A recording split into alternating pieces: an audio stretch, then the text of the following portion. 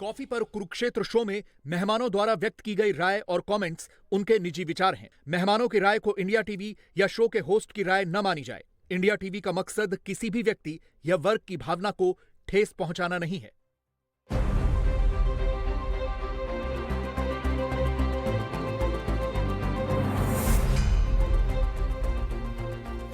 नमस्कार, बहुत स्वागत व्यूअर्स आप सभी का। आप देख रहे हैं आपका प्रोग्राम कॉफी पर कुरुक्षेत्र। मैं हूं रोज की तरीके से सौरभ शर्मा आपके साथ। बताते हैं आपको अंदर की बातें जो कोई और आपको नहीं बताता। और देखिए, अभी तो दुनिया भर में एक ही खबर चल रही है और हमारे लिए भी बहुत बड़ी खबर है, और वो है इजराइल और ईरान का ये युद्ध जो कल रात शुरू हुआ है सीधा सीधा, जब ईरान ने इजराइल के ऊपर लगभग 200 मिसाइलें दाग दी। हालांकि उसमें से 99% मिसाइलें रोक दी गई। उसमें अमेरिका इजराइल का जो अपना डिफेंस सिस्टम है वो काम आया। इसके अलावा उसके साथ अमेरिका भी लगा हुआ था। अब जरा इस कॉन्फ्लिक्ट को या इस जंग को समझने के लिए थोड़ा आपको हम हिंदी फिल्म का उदाहरण देते हैं। वैसे इसको समझिए, स्क्रिप्ट ये वेस्ट ने लिखी है, क्योंकि वो लिखेंगे तो विलन कोई और होगा। अगर आप इधर से दूसरी तरफ से स्क्रिप्ट कोई लिखेगा तो उसमें विलन कोई और होगा। वेस्ट की स्क्रिप्ट क्या है? स्क्रिप्ट ये, जैसे एक इलाके के अंदर एक दादा होता है, वो दादा यहाँ पर ईरान है और उसकी खानदानी दुश्मनी चल रही है एक परिवार के साथ, और वो है इजराइल। अब इस खानदानी लड़ाई में दशकों से उनके मारामारी आपस में चलती आ रही है। अब हुआ क्या कि इसमें एक हमला जो है वो उसके परिवार के लोगों के ऊपर ये दादा करा देता है, जो 7 अक्टूबर 2023 को उसमें बहुत सारे लोग मारे गए। अब वो कहता है बदला लूंगा मैं, बाप का, दादा का, भाई का, सबका बदला लेगा। फैजल जो डायलॉग था, वो काम इजराइल ने करना शुरू किया। तो पहले उसने जितने गुंडे थे इसके मेन दादा के, उनको निपटाने की कोशिश शुरू किया। हमास को निपटाया, फिर उसके बाद उसने हिजबुल्लाह को निपटाया, हसन नसरुल्लाह को मारा, मोहम्मद दैफ को मारा, कर्नल सुलेमानी को पहले वो मार चुका था। ये सारे काम उसने किए। अब सीधी लड़ाई की बारी आ गई।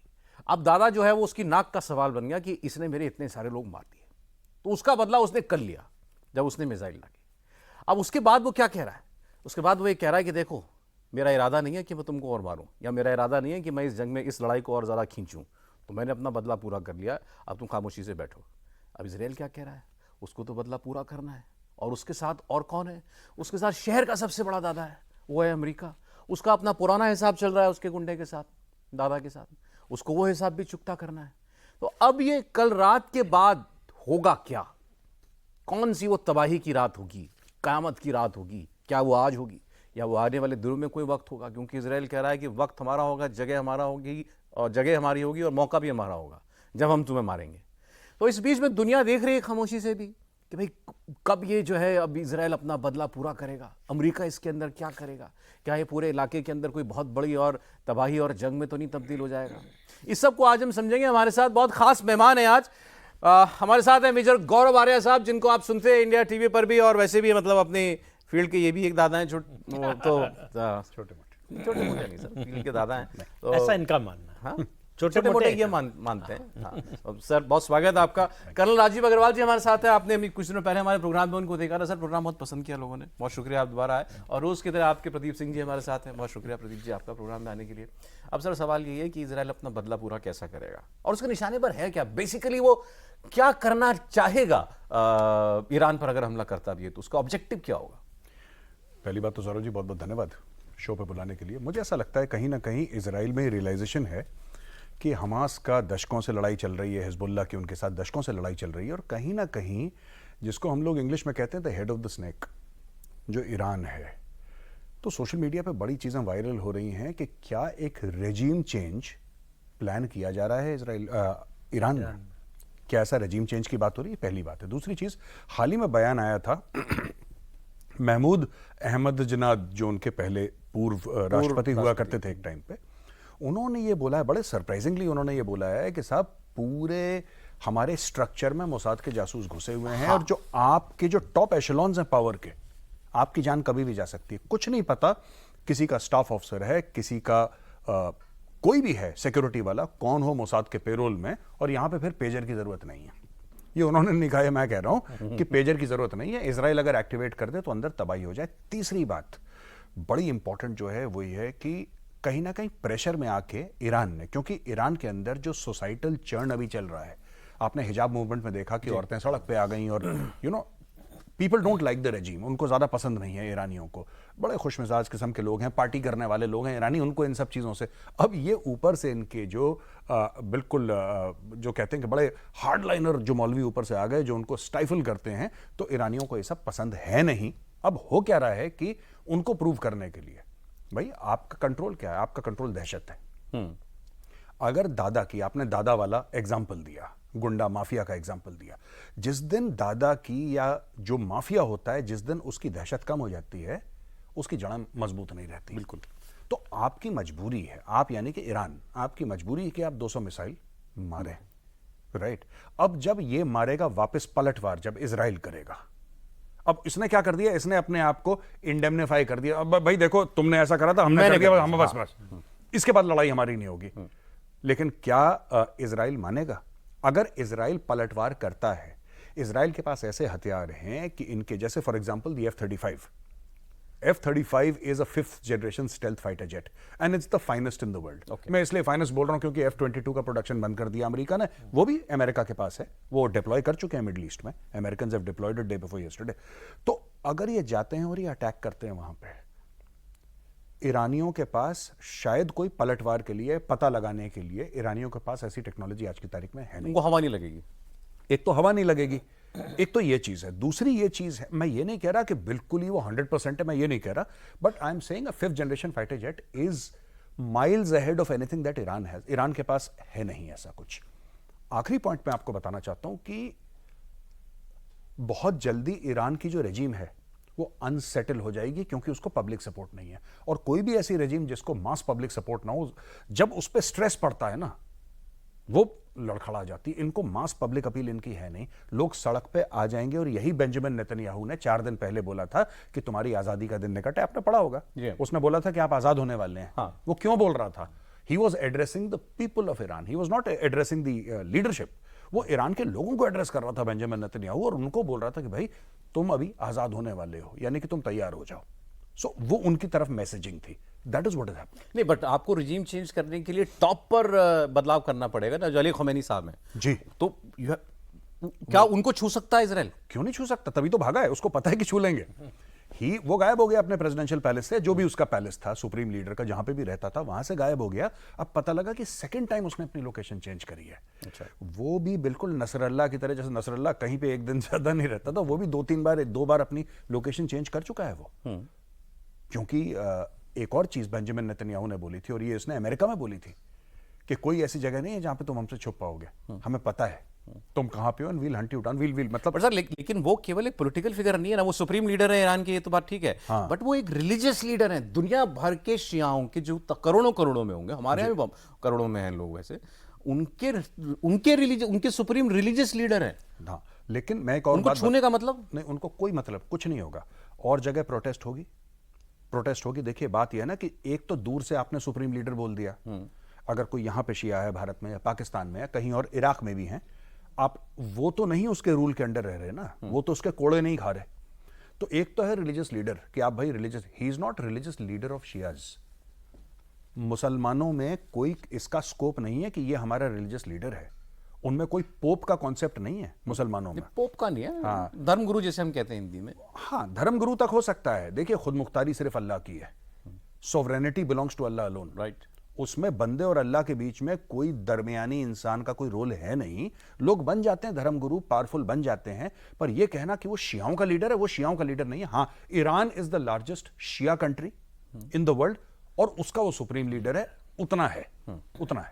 तो ऐसा नहीं है कि आपने हाथ लगा दिया या उनको कुछ करने की कोशिश नहीं, फॉल बैक होगा। हाँ, कलेश होगा, लेकिन वो कलेश ईरानी अलग से बिहेव करेंगे और भारत के शिया और पाकिस्तान के शिया और बांग्लादेश के शिया वो अलग करेंगे। यहां पे ज्यादा एक्सट्रीम रिएक्शन होगा, वहां पे पीपल विल हीव। जैसे कि वो सुप्रीम लीडर खमेनेई एक घर में है, इजराइल मिसाइल मारता है और इनका गुड नाइट हो जाता है, फॉर एग्जाम्पल, ये खत्म हो गए, राइट।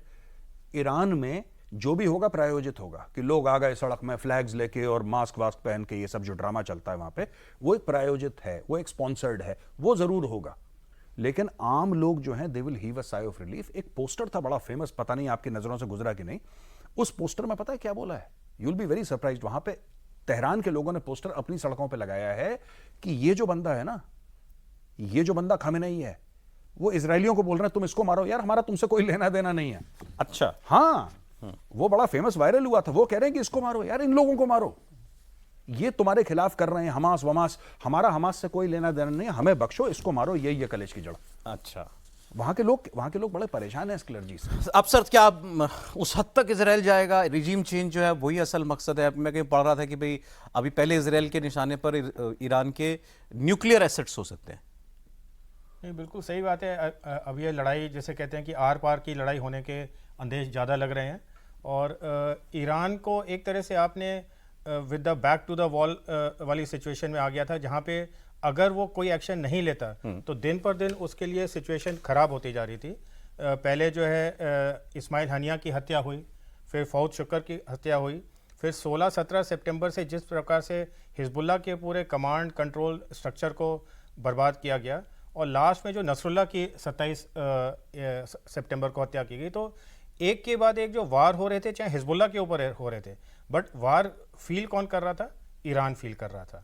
दूसरी बात, मेरे हिसाब से तैयारी चाहे चल रही थी नहीं चल रही थी, डिसीजन मेकिंग में क्या प्रोसेस था वो कोई डेफिनेट नहीं कह सकता, बट फाइनल ट्रिगर जैसे कहते हैं ना कि भाई हर एक्शन से पहले जो एक फाइनल ट्रिगर होता है जो उसको एक्शन में लाने के लिए मजबूर करता है, वो था मेरे ख्याल से 2 दिन पहले जो मेजर गौरव ने भी उसका जिक्र किया, जो नेतन्याहू ने डायरेक्ट टेलीविजन पे एड्रेस किया ईरानियन लोगों को। अच्छा, वो जो 3 मिनट का एड्रेस था, अगर आप उसको सुने, वो ऐसा एड्रेस है, ऐसे लग रहा है जैसे कि कोई राजा अपनी प्रजा से बात कर रहा है कि आप चिंता मत करिए, आप कुछ दिनों में आज़ाद हो जाएंगे, आपकी कोई गलती नहीं है, आपको इसमें बहकाया जा रहा है। ईरान गाज़ा स्ट्रिप और वेस्ट बैंक नहीं है, ईरान हिजबुल्लाह की टेरिटरी नहीं है साउथ लेबनान में। Iran is a sovereign country. आप एक सोवरेन कंट्री के लोगों के साथ इस तरह से जो एक ब्रॉडकास्ट कर रहे हो, यानी कि आप डायरेक्ट थप्पड़ मार रहे हो उनकी लीडरशिप और रजीम के ऊपर।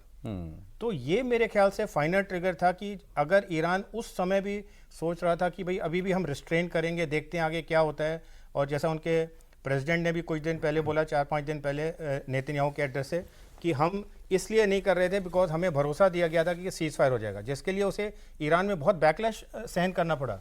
अच्छा, कि ये कैसा आपका पुअर डिसीजन मेकिंग प्रोसेस है कि आप अपनी प्रेस्टीज, अपने स्टेटस आप को छोड़ के आप एक तीसरी पार्टी के ऊपर डिपेंडेंट हो कि अगर वो सीज फायर कर देगा तो चलो हम मान लेंगे कि अभी हमें हानिया और नसरुल्लाह की डेथ का बदला लेने की ज़रूरत नहीं है।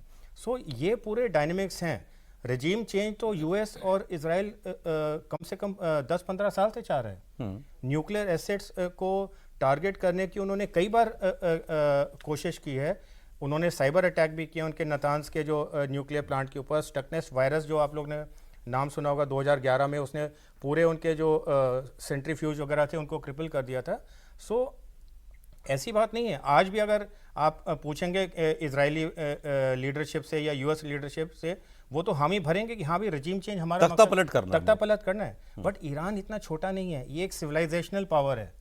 इसका साइज इजराइल से 13 से 14 गुना बड़ा है। अगर आप 11 महीने में 40 किलोमीटर बाई 5 किलोमीटर की स्ट्रिप को पूरा नस्ता नाबूद नहीं कर पाए हैं, जबकि आप बिल्कुल कारपेट बॉम्बिंग कर रहे हैं वहाँ पे, आपने हर तरह के वेपन्स अपने इस्तेमाल कर लिए हैं इजराइल ने, तब भी अभी भी गाजा स्ट्रिप में लोग मौजूद हैं। अभी भी हमास उनके ऊपर स्पोरेडिक अटैक्स कर ही रहा है, निकल के कहीं कल भी किया उसने जब मिसाइल। तो क्या आप सोच सकते हैं कि ईरान जो इतना बड़ा देश है, जिसका वास्ट टेरेन है, उसको आप बर्बाद कर सकते हैं? होगा नहीं होगा तो अलग बात है, but will Israel go for it? 100%। Because आपको ये समझना है उनकी टोटल फिलॉसफी क्या है। उनकी टोटल फिलॉसफी है पीस थ्रू सिक्योरिटी। ये डॉक्यूमेंटेड है, पीस थ्रू सिक्योरिटी। क्यों? क्योंकि 1948 से जब से इजराइल बना है, चारों तरफ से जो उसके नेबर्स हैं, जो उसके चाहे स्टेट हैं चाहे नॉन स्टेट एक्टर्स हैं, सारे उसके तरफ होस्टाइल हैं। ज़्यादातर जो उसके bordering state and non state actors हैं, उन्होंने एक कसम खाई हुई है कि इजराइल को बर्बाद करना है, डिस्ट्रॉय करना है। इस सिचुएशन में इजराइल ने जो अपनी एक सिक्योरिटी या नेशनल फिलॉसफी बनाई थी, that was peace through security. और अगर आप नेतन्याहू जो उनका प्राइम मिनिस्टर है उसको फॉलो करते हैं, वो तो बहुत ही ज़्यादा प्रॉम्प्ट है as far as taking revenge and setting the record straight is concern. उनका टेम्परामेंट ही है। तो मुझे नहीं लगता किसी भी हालत में इजराइल एक जो अपना रिटेलिएटरी स्ट्राइक है उसको रोक पाएगा। हाँ, एक चीज़ मैं बोलूँगा, किस स्केल और किस स्कोप में वो स्ट्राइक होता है, वो एक चीज़ है जो कि हमें देखने वाली है। अब अच्छा, बस आपको मैं याद दिला दूं व्यूअर्स, आप अपने कमेंट, सवाल, अपने सुझाव हमको भेजते रहिएगा। अभी ये प्रोग्राम चल रहा है, भेजें अपने सवाल, हम प्रोग्राम में लेने की कोशिश करेंगे।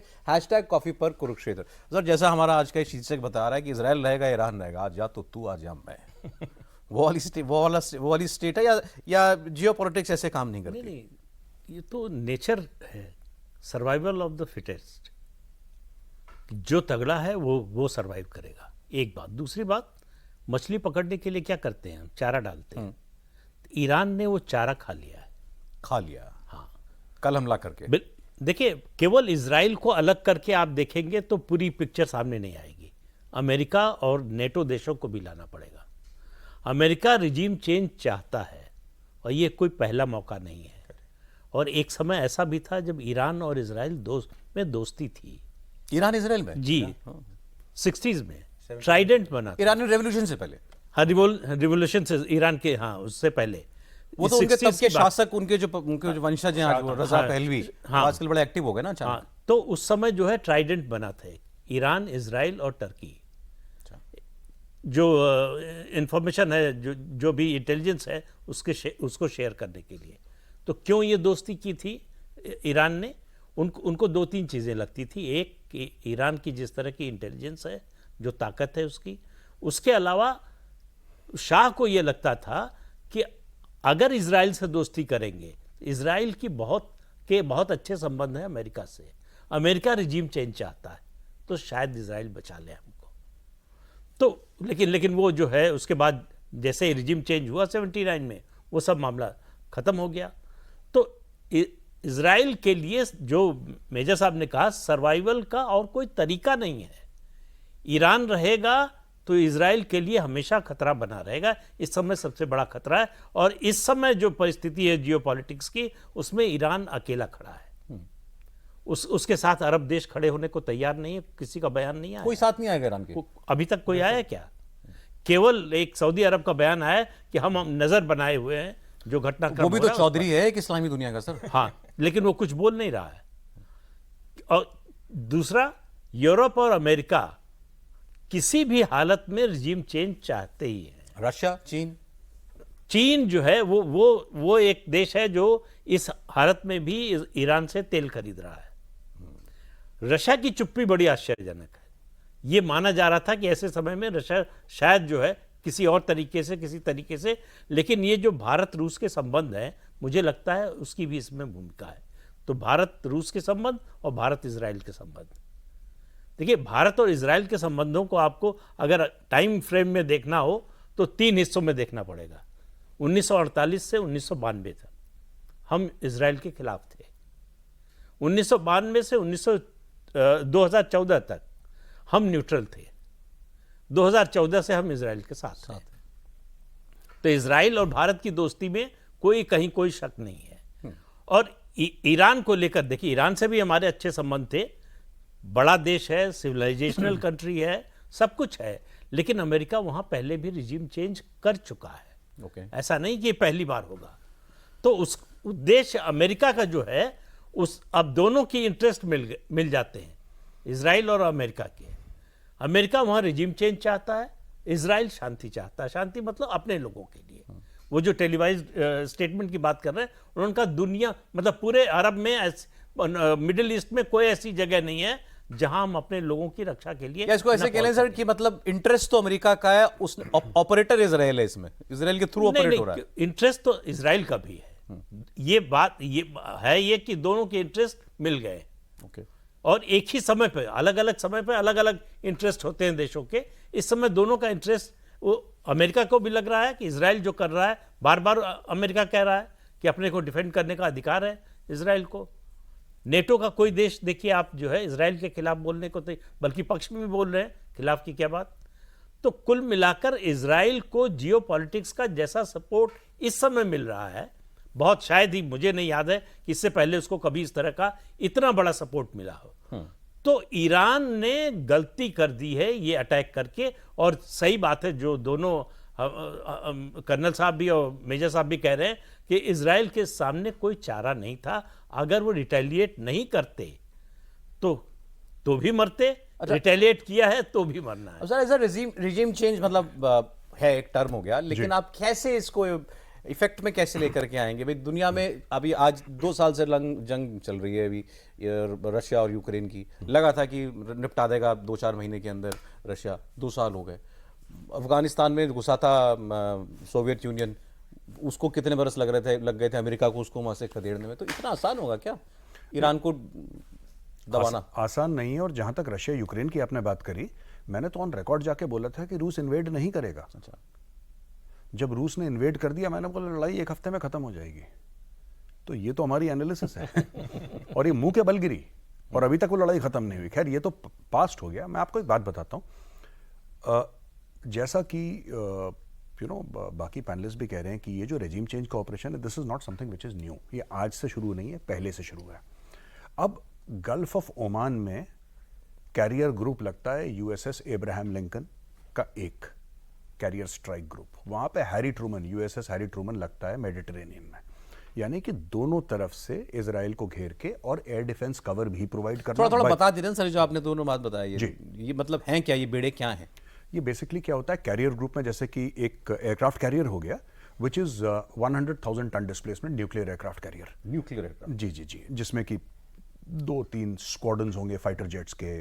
ज़्यादातर F-18s हैं उनके पास, लेकिन और भी होंगे, इनमें F-35 भी होंगे। इसके अलावा तो इन्होंने दोनों जगह ऐसे लगा रखे हैं। तो मेडिटेरेनियन कहाँ है? If you look towards the west of Israel, अगर आप देखेंगे बिल्कुल इसराइल के बिल्कुल वेस्ट पे, उसके आसपास आके ये रुक गए हैं। थ्रू यूरोप आए थे, नक्शे में क्लियर हो जाएगा, यहाँ पे रुक गए। दूसरी तरफ साहब ये पूरा इनका मैटर हो गया यहाँ पे गल्फ ऑफ ओमान में जो टहल रहे हैं ये सब लोग। इसके अलावा उन्होंने F-15 fighter jets, F-15 eagle, आपके F-22 रैप्टर्स, आपके F-16s, ये सब तैनात कर दिए। एडिशनल फोर्सेस भेज दी अमेरिका ने वहां पे। जहां तक आपका सवाल है कि क्या रेजिम चेंज इतना आसान है, बिल्कुल आसान नहीं। अगर आसान होता कब तक कर चुके होते ये लोग कर चुके होते। लेकिन इनको ऐसा लग रहा है कि, मैं बताता हूं, इसमें बड़ी इंटरेस्टिंग चीज है। एक जिसको हम उत्तर प्रदेश में कहते हैं ना भौकाल, ईरान का उस एरिया में भौकाल है क्योंकि उसने हर जगह टेरर, अपने सेल्स, अपने प्रॉक्सीज डाल रखे हैं। And Iran is not very liked in the Muslim world. ये बहुत गलतफहमी है लोगों की यहाँ पे भी, भारत में भी, कि साहब ईरान जो है बड़ा, सऊदी अरब उसको पसंद नहीं करता, जॉर्डन उससे शदीद नफरत करता है, और ऐसे कई सारे हैं जो ईरान को ऐसा मानते हैं कि यार ये इट इज अगेंस्ट, क्योंकि ईरान कभी इसको फंड करा, इसको फंड करा, जाओ इससे लड़ो, ये करो, ये ईरान करता रहता है। ईरान की फॉरेन पॉलिसी का हिस्सा है। तो जो ईरान का पावर है, अभी तक हमने देखा है, हमने मिलिट्री पावर बहुत कम देखा है ईरान का। कोई टेस्ट ही नहीं हुई। हाँ, नहीं मतलब ईरान इराक वॉर की बात है, लेकिन that is a old matter ना, आप उसको छोड़ दीजिए, let's not talk about America साथ था। हाँ, तो वो मैटर अलग है। लेकिन अगर आप लेटेस्ट देखें पिछले 20-30 साल में, क्या ईरान का मिलिट्री पावर टेस्ट हुआ है? नहीं। ईरान का जो भी ये भौकाल है सो कॉल्ड, ये because of Hamas, Hezbollah, Houthi, फलाना, ऑल दीज थिंग्स ना। और जब तक ये भौकाल कब तक कायम होगा? तब तक कायम होगा जब तक आप मैदान जंग में खुद नहीं उतरेंगे। अगर इनको उतरना पड़ा तो हो सकता है कि ये उतने बड़े बाहुबली ना निकले ईरानी। मैं ये नहीं कह रहा कि उनकी रजीम गिर जाएगी या ईरान को कोई भी एक चांटा मारेगा तो ईरान, मैं ये नहीं कह रहा, पर मैं कह रहा हूं कि ईरान का एक भौकाल है और हो सकता है वो भौकाल उतना सॉलिड ना हो। They don't have that kind of back.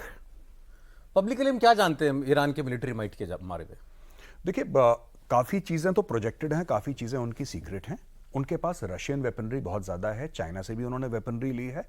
लेकिन ये कैसी बैलिस्टिक मिसाइल है जिसमें ये 200 फायर करते हैं और गिरती 2 भी नहीं है। ये कुछ या तो the Israelis are very good, जाहिर सी बात है, आपने एरो लगा दिया। तो जॉर्डन ने भी रोक ली सर एक आध नहीं, कई सारी रोकी जॉर्डन ने, सऊदी अरब ने रोकी।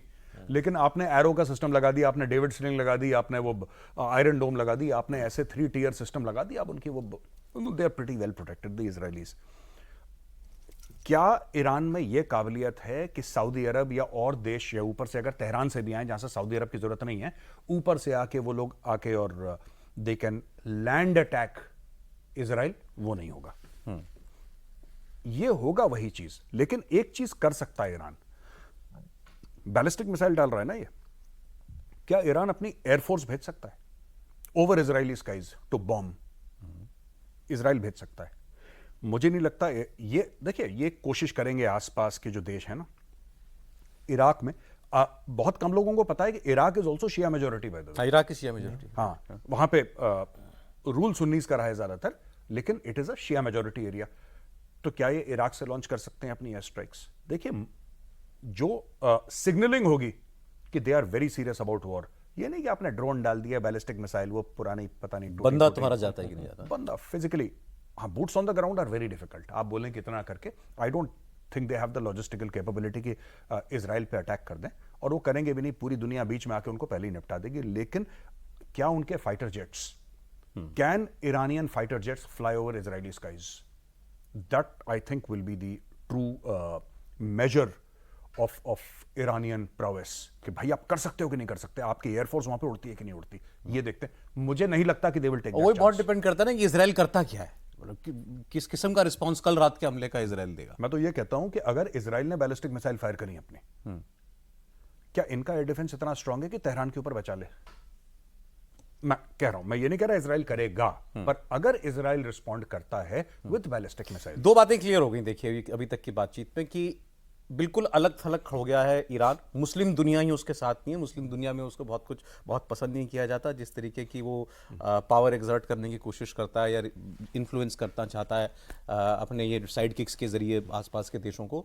और दूसरी बात कि उसकी मिलिट्री पावर की तुलना आप बिल्कुल ही नहीं कर सकते जो इस वक्त इजराइल और अमेरिका के साथ पास जो दूसरी घरेलू सिचुएशन, और उसकी घरेलू सिचुएशन भी, कि उसके यहाँ लोग चाहते हैं भी निजात मिले, छुटकारा मिले, बहुत हो गया इनका आतंक, बहुत हो गया। अब सर सवाल जो उन्होंने कहा, किस आपने भी कही कि मतलब किस स्केल का जवाब इजराइल देगा? अच्छा, हम ये क्यों मान के चल रहे हैं कि नहीं, ये तो दंगा होना ही होना है, झगड़ा होना ही होना है बड़ा। उसने भी कह दिया, भाई देख, तूने मेरे बंदे मारे, तूने हमास निपटाया, तूने हिजबुल्लाह निपटाया, नसरुल्लाह मारा, फलाना किया, मेरे को एक हमला करना था, मैंने कर दिया, और अब मैं कह रहा हूं कि मेरा कोई इंटेंशन नहीं है कि मैं लार्जर वॉर में पड़ूं। ये तो ईरान ने कह ही दिया है। तो क्या तो दुनिया कहने से क्या होता है? नहीं, मैं इसलिए कह रहा हूं कि भाई क्या ये सेंस भी प्रिवेल कर सकती है कि चलो भाई अब इसको फिलहाल मत बढ़ाओ इस बात को इजराइल। सो देखिए, इजराइल के पास दो ऑप्शंस हैं। पहला ऑप्शन है जो उसने अप्रैल में किया था, कि ईरान ने जो कल 200 या 180 मिसाइल दागे हैं, उसमें से 18 या 20 मिसाइल एज पर रिपोर्ट्स गिरे हैं, बट वो सारे मिलिट्री टारगेट्स पे गिरे हैं। तो उसने कहा है कि भी हमने कोई सिविलियन इंफ्रास्ट्रक्चर को अभी तक टच नहीं किया है, और क्योंकि ये मिलिट्री टारगेट से, इन मिलिट्री टारगेट से ही हमारे लीडर्स, चाहे नसरुल्लाह, हनिया के ऊपर जो F-35 या F-16 एयरक्राफ्ट थे उनको लॉन्च किया गया था, इसलिए ये हमारे लेजिटिमेट टारगेट थे। यूएन चार्टर का जो आर्टिकल 51 है हमें पूरा हक देता है कि हम सेल्फ डिफेंस में इस तरह का रिटेलिएशन कर सकते हैं, हमने कर दिया, अभी ये हमारी तरफ से पूरा है। अब इजराइल क्या कर सकता है? इजराइल या तो अप्रैल की तरह उसी प्रकार ईरान के किसी मिलिट्री टारगेट के ऊपर स्ट्राइक कर सकता है और छुट्टी होगी बेचारा। और छुट्टी होगी, या फिर वो एस्केलेट करे तो वो इजराइल किसी भी हद तक जा सकता है। और जैसा मेजर गौरव ने कहा, इजराइल के पास as far as air force is concerned asymmetric advantage है, यानी ईरान के पास उसका कोई मुकाबला नहीं है। ईरान का जो एयर डिफेंस है, चाहे अगर आप उसका जो लेटेस्ट एयर डिफेंस सिस्टम है बवार 373, जो कि उसने जस्ट गाजा वॉर से पहले ऑपरेशनलाइज किया था, वो भी इतना काबिल नहीं है कि जो स्टेल्थ फाइटर्स हैं उनको वो रोक सके और क्या कहते हैं उनको बर्बाद कर सके। अच्छा। सो इजराइल के पास एयरफोर्स और एयर डिफेंस में एसिमेट्रिक सुपीरियरिटी है ईरान के बावजूद। हाउएवर ईरान के पास जो है जो एडवांटेज है वो है 2 या 3 मैं कह सकता हूँ। पहली बात, जो उसके मिसाइल्स हैं, जो बैलिस्टिक मिसाइल्स हैं, हाइपरसोनिक मिसाइल्स हैं, जो कि इजराइल के पास नहीं है, क्रूज मिसाइल्स हैं, जो उसके सुपरसोनिक क्रूज मिसाइल्स हैं, they are much better than what Israel has. And Israel का जो एयर डिफेंस सिस्टम है, आयरन डोम से लेके एरो 3 तक जो लेयर्ड डिफेंस है, उसमें इतनी काबिलियत नहीं है कि हाइपरसोनिक मिसाइल्स या सुपरसोनिक क्रूज मिसाइल्स के सारे उनको रोक सकते। ज्यादा लिथल क्या होते हैं सर? या मतलब जो मार करें उसकी ज्यादा ताकत भी होती है और वो पहुंच पाए आपके बॉम्बिंग बाय जेट्स या मिसाइल्स? नहीं, देखिए, चाहे बॉम्बिंग बाय जेट्स हो या मिसाइल्स हो, ये दोनों हैं क्या है? ये कैरियर ऑफ वॉरहेड्स हैं। राइट। अगर आप मिसाइल लॉन्च करते हैं तो ये सिर्फ एक जगह से दूसरी जगह कैरी करता है, आगे तो वॉरहेड होता है। सिमिलरली जब एयरक्राफ्ट फ्लाई करता है तो वो जब रॉकेट या मिसाइल लॉन्च करता है, aircraft is only carrying that. So whether it is a missile या फिर aircraft, it only carries the warhead. Intercept करना किसको आसान या मुश्किल है दोनों में से? दोनों की बिल्कुल अलग टेक्नोलॉजी है, और but I would say hypersonic और सुपरसोनिक जो बैलिस्टिक मिसाइल्स हैं, क्योंकि वो अर्थ के एटमॉस्फेयर के बाहर जाके और री एंट्री करते हैं, और हाइपरसोनिक मिसाइल्स में इवेजन टेक्नोलॉजी होती है, यानी वो ग्लाइड करके जो इंटरसेप्शन वाले जो मिसाइल्स आते हैं उनको इवेड करने की काबिलियत होती है। सो इसलिए हाइपरसोनिक मिसाइल जो कि लेटेस्ट टेक्नोलॉजी है, जो कि बहुत चुनिंदा देशों के पास ही है, उसका बहुत बड़ा एडवांटेज है। सर, अब मैं कुछ व्यूअर्स के सवाल आए हैं, आप तीनों के लिए एक एक सवाल मैं रख रहा हूँ। प्रदीप जी, पहले आपके लिए एक सवाल है कि वो भारतीय जो सनातनी सोच रखते हैं वो इस ऐसी कॉन्फ्लिक्ट में अपने आप को इजराइल के नज़दीक क्यों पाते हैं? इजराइल के नज़दीक इसलिए पाते हैं कि मजबूती, मतलब जिसको कहते हैं हौसला, और सबसे बड़ी बात शत्रुबोध इजराइल में है कि आपको पता होना चाहिए कि आपका मित्र कौन है, शत्रु क्या है, और हमेशा आपको इस बात का अंदाज़ा होना चाहिए कि आपके शत्रु की ताकत क्या है और आपकी अपनी ताकत क्या है। तो जो आम हिंदुस्तानी है, जिसको उन्होंने सनातनी कहा है, मैं कह रहा हूं उसकी हमेशा ये इच्छा रहती है कि भारत को इजराइल जैसा होना चाहिए। हम उसको आदर्श मानते हैं। दुश्मन से कैसे लड़ा जाता है ये हम मानते हैं कि इजराइल से बेहतर कोई नहीं जानता। अगर हमको सीखना है तो इजराइल से सीखना चाहिए। ठीक है, तो हमारा सिक्योरिटी टर्म्स में हमारा मतलब हम we look up to Israel. बिल्कुल। ओके, मिस्टर गौरव आर्या से पूछ रहे हैं सिद्धांत चतुर्वेदी। आपसे जो सवाल पूछा था सर, वो एडवोकेट अमित शर्मा ने पूछा था। अमित जी, आपका सवाल मैंने पूछ लिया। सिद्धांत चतुर्वेदी पूछ रहे हैं, please ask major Gaurav Arya ji that can I2U2 Israel, India, USA, UAE group be active at this historical moment to wipe out this axis of evil Iranian mullah regime? I don't think so. I don't think कि उनका कोई direct इसमें चीज़ होगी, but ये answer है कि नहीं, आई don't think so. लेकिन जो पहला वाला सवाल था, क्या मैं उसको आंसर कर सकता हूँ? देखिए, दो चीज़ें हैं। मैं बताता हूँ कि ये क्यों इतना एडमायर करते हैं लोग इजराइल को। अपनी कमी की वजह से, राइट? 1947 में हमारे ऊपर हमला हुआ, वी डिड नथिंग। 62 में हमला हुआ, वी डिड नथिंग। 65 में हमला हुआ, वी डिड नथिंग। 1999 में we did not cross the LAC। 26/11 होता है, we did nothing. Parliament attack होता है, we did nothing. 1993 Mumbai bomb blast, we did nothing. We had become the nothing state. कभी नहीं करना। यहां पे एक बहुत डीप फ्रस्ट्रेशन है भारत में कि छोटा सा देश है, दुश्मन सराउंड कर रखे हैं, लेकिन अभी तक झुका नहीं। ये लड़ता है, ये लड़ता है। ऐसा होना चाहिए। मोदी जी को जो सपोर्ट मिला जब सर्जिकल स्ट्राइक्स हुई या बालाकोट हुआ, क्यों? Because then you got flashes of Israel कि we also have that capability. ये जो टोटल कॉन्सेप्ट है, घर में घुस के मारेंगे, कहां से आता है? वही तो कर रहा है इजराइल कब से, जब से पैदा हुआ 48 से घर में घुस के ही तो मार रहा है वो। सही है ना? आज जो लोग रो रहे हैं कि हमारी टेरिटरी पकड़ ली, ये कर लिया, भाई आप ही ने अटैक करा था। अगर इजराइल हार जाता तो आप इजराइल की टेरिटरी पकड़ लेते। उसने आपको हरा दिया, उसने आपकी पकड़ ली, इसमें रोना क्या? यही है बात। हमारा अपना कॉम्प्लेक्स है जो हम देखते हैं कि अच्छा यार इसके जैसा बनना है हमको, इसके जैसा हम होना अपने है। को सॉफ्ट स्टेट मानते हैं। सर, एक आखिरी आपसे जो सवाल है, विवेक मिश्रा जी पूछ रहे हैं, कर्नल साहब, will Russia and China join Iran if Israel रिटेलिएट्स? Russia China साथ देंगे क्या ईरान का? प्लीज थोड़ा सा शॉर्ट में जवाब देना। रशिया और चाइना क्लोज एलाइज हैं ईरान के, बट रशिया इस समय एक्टिवली इन्वॉल्व है यूक्रेन वॉर में। वो सपोर्ट दे सकता है, हो सकता है मिलिट्री वेपन्स एंड इक्विपमेंट जो कि ऑलरेडी वो पहुंचा रहा है ईरान में, वो पहुंचा सके, बट एक्टिवली इन्वॉल्व होने का अभी कोई स्कोप मुझे ऐसा नहीं लग रहा। अमेरिका की तरह खुल के आ जाए जैसे वो इजराइल के साथ है, ऐसे ईरान के ऐसा साथ नहीं आ जाए, हो। ऐसा और चाइना तो आपको मतलब you have to rule it out, because China इस तरह के झमेले में कभी पड़ता ही नहीं है।